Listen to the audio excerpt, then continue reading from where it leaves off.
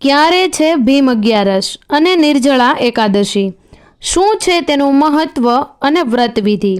આપણે ત્યાં ભીમ અગિયારસ અથવા તો નિર્જળા એકાદશીનું પોતાનું આગવું મહત્વ છે. આ દિવસે પાંડવ એકાદશી પણ કહેવાય છે.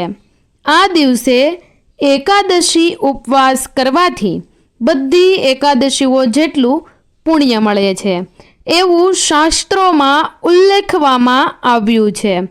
એટલે આ એકાદશીએ પોતાના પિતૃઓની શાંતિ માટે ઠંડા પાણી, ભોજન, કપડાં, છત્રી અને બૂટ ચપ્પલનું દાન કરવામાં આવે છે.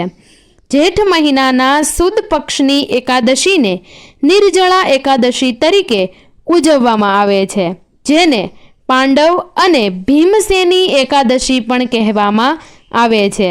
આ વર્ષે આ વ્રત 10 જૂન શુક્રવારના રોજ રહેશે. આ દિવસે શ્રદ્ધાળુઓ ભગવાન વિષ્ણુ માટે આખો દિવસ પાણી પીધા વિના નિર્જળા ઉપવાસ રાખશે. નિર્જળા રહીને એટલે કે પાણી પીધા વિના ઉપવાસ કરવામાં આવે છે, એટલે તેને નિર્જળા એકાદશી કહેવામાં આવે છે. ઉપવાસ કરનાર ભક્તો પાણી પીધા વિના રહે છે. સવાર સાંજ ભગવાન વિષ્ણુની પૂજા કરે છે અને બીજા દિવસે 12 તિથિએ પૂજા પાઠ પછી ભોજન ગ્રહણ કરવામાં આવે છે. તેમજ આ દિવસે જળથી ભરેલા માટલા ઉપર કેરી, ખાંડ, પંખો અને ટુવાલ રાખીને દાન કરવામાં આવે છે. આ દિવસે એકાદશી ઉપવાસ કરવાથી બધી એકાદશીઓ જેટલું પુણ્ય મળે છે એવું આપણા શાસ્ત્રોમાં ઉલ્લેખવામાં આવ્યું છે. એટલે આ એકાદશીએ પોતાના પિતૃઓની શાંતિ માટે આપણે આગળ જોયું તેમ ઠંડા પાણી, ભોજન, કપડાં, છત્રી અને બૂટ ચપ્પલનું દાન કરવામાં આવે છે. મહાભારત કાળમાં ભીમે આ વ્રત કર્યું હતું. સ્કંદ પુરાણમાં એકાદશી મહાત્મય નામનો અધ્યાય છે, જેમાં વર્ષભરની બધી એકાદશીની જાણકારી આપવામાં આવી છે. આ અધ્યાયમાં શ્રી કૃષ્ણએ યુધિષ્ઠિરને એકાદશીનું મહત્વ જણાવ્યું છે.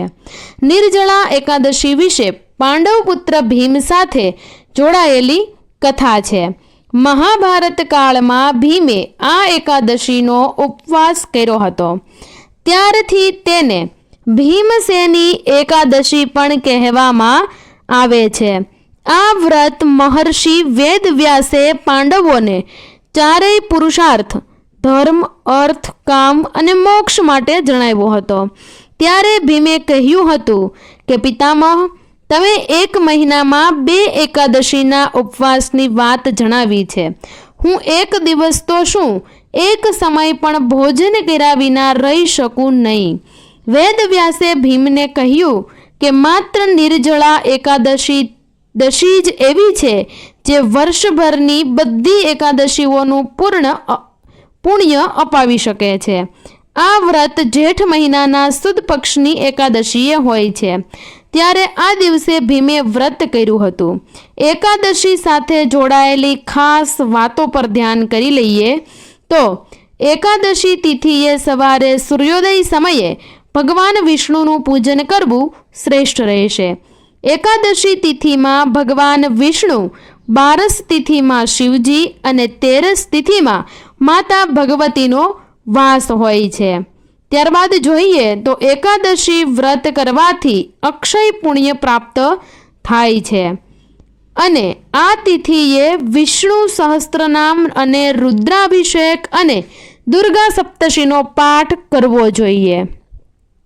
તો મિત્રો, આજે બસ આટલું જ. અમારા દ્વારા આપવામાં આવેલી માહિતી જો ખરેખર તમને પસંદ આવી હોય તો વિડીયોને લાઇક કરજો, શેર કરજો અને અમારી ચેનલમાં તમે નવા મહેમાન આવ્યા હો તો અમારી ચેનલને સબસ્ક્રાઇબ કરી બાજુમાં આપેલા બેલ આઇકનને પ્રેસ કરી ઓલ પર સિલેક્ટ કરી લેજો, જેનાથી આવનાર વિડીયોની નોટિફિકેશન તમારા સુધી પહોંચે.